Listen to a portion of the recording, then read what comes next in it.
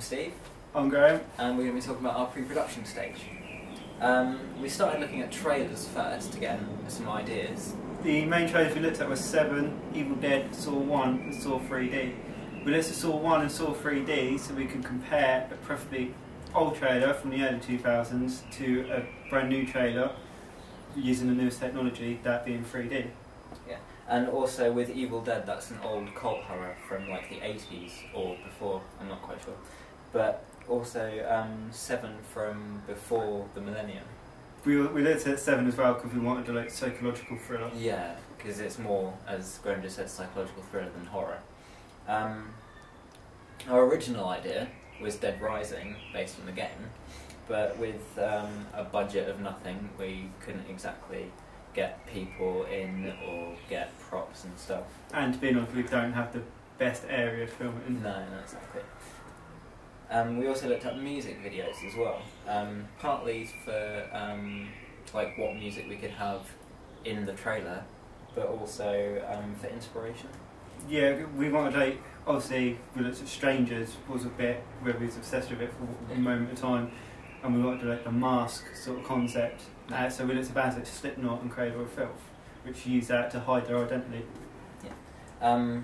And we also looked at Bring Me the Horizon, as they're quite like a modern metal band, and metal is synonymous with horror, the horror genre. And as we said, we looked at Seven, which is quite religious, has a lot of religious themes. And looking at Bring Me the Horizon, there's a song that they have on their newest album. It's It Never Ends. It has a little part where you usually associate that type of music with religion and churches, yeah. But a heavy version of it. Yeah, and we've used that piece of the song in our trailer. And Saw 3D also was released during the pre-production stage. So obviously there's loads of trailers for that film coming out, along with their music, yeah. That they was using, the 3D concept, and just everyone talking about it, so it's easy to get ideas using that and what people were discussing. Yeah, and with the 3D element as well, we sort of contemplated that for our trailer, but we obviously don't have the equipment for that, so we had to stick to the traditional 2D. When it came to doing our poster, we took iconic film posters such as Halloween, Freddy vs Jason, Saw 1 and Saw 3D, so again we were comparing two of the latest films. Yeah. As Graham just mentioned, the iconic imagery, Halloween in particular, you've got like the pumpkin with the knife, and that's iconic because the Halloween franchise has been extended, and in the last couple of years there's been 2 reboot films of those films. Also, when we looked at these posters, we realised they were dark, very dark at that you could only make out certain things, and if you look closer enough you can make out more, which obviously they're to the movie. So we thought about that to see how we could incorporate it into ours.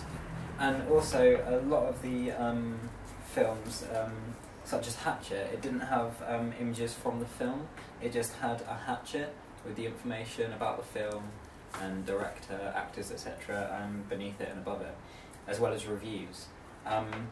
So I wanted to do something different and actually take image from the trailer once we filmed it to put into the poster to make it original.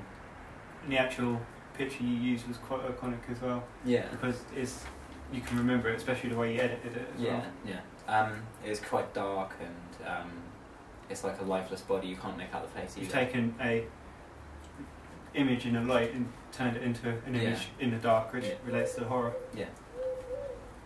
With my one, I done what all films do, and that was take a separate poster, separate picture from a poster, and obviously you can't make. We blurred the face just so you couldn't see it, and we made it very dark, so all you could actually see was the face and the skull, which did have a meaning towards the film. Right. We also had to look at film magazines for our coursework. In particular Empire, as that's probably the most well-known film magazine as well as Total Film. But to be fair, we did look at music magazines as well to see how the different genres are done. Yeah. And one thing I noticed a lot, especially with Empire, was the overlapping of the imagery over the main title of Empire, such as Hellboy, the film, was featured on the cover of one of the magazines, and his head overlapped Empire, the words. So I incorporated that into my film magazine. The colour scheme in film magazines, they don't often use much colour, and they use colours that relate to the film, such as Hellboy uses a lot of red. Tron Legacy, for example, quite a new film to come out, not of the horror genre, but nonetheless it uses the bright turquoise blue. And I sort of incorporated that idea into my magazine cover by just using blacks, whites and reds, which is the prevalent colours used in the film trailer.